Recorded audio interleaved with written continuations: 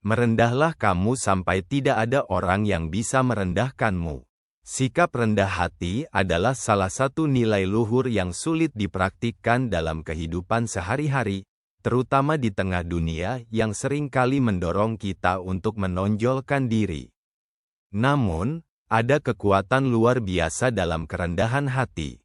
Peribahasa, merendahlah kamu sampai tidak ada orang yang bisa merendahkanmu, mengajarkan kita bahwa sikap rendah hati bukanlah tanda kelemahan, melainkan kekuatan yang membuat kita kebal dari upaya orang lain untuk merendahkan kita.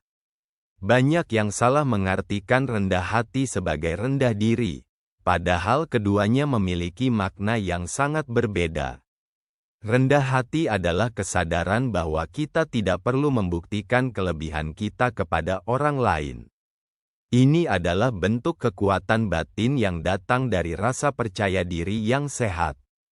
Rendah diri, di sisi lain, adalah perasaan kurang percaya diri yang membuat kita merasa tidak cukup baik dibandingkan orang lain.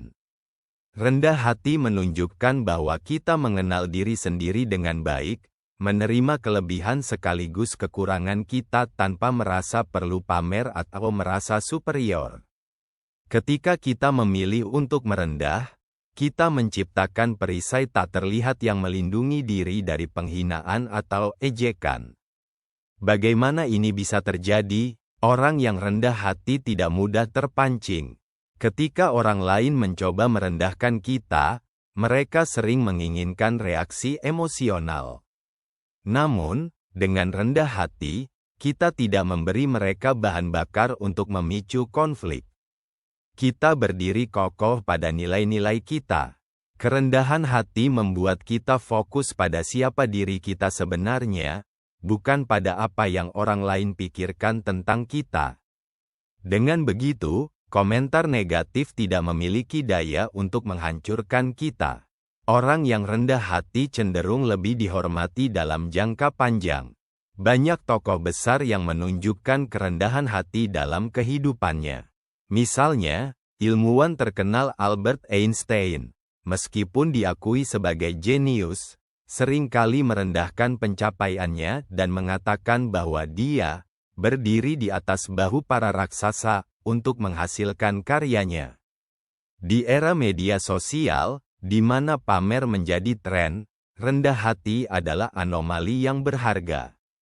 Ketika orang berlomba-lomba menunjukkan kesuksesan atau gaya hidup mewah, memilih untuk merendah adalah bentuk pembebasan.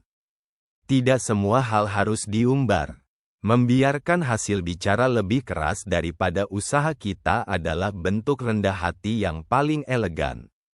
Membangun kekuatan dari dalam. Ketika kita rendah hati, kita mengandalkan nilai dan kemampuan kita sendiri, bukan validasi dari orang lain. Ketika seseorang sudah mencapai titik kerendahan hati yang sejati, tidak ada yang bisa merendahkan mereka. Mengapa? Karena mereka sudah tidak membutuhkan pengakuan dari orang lain. Tidak ada penghinaan yang bisa menghancurkan orang yang tidak mencari validasi.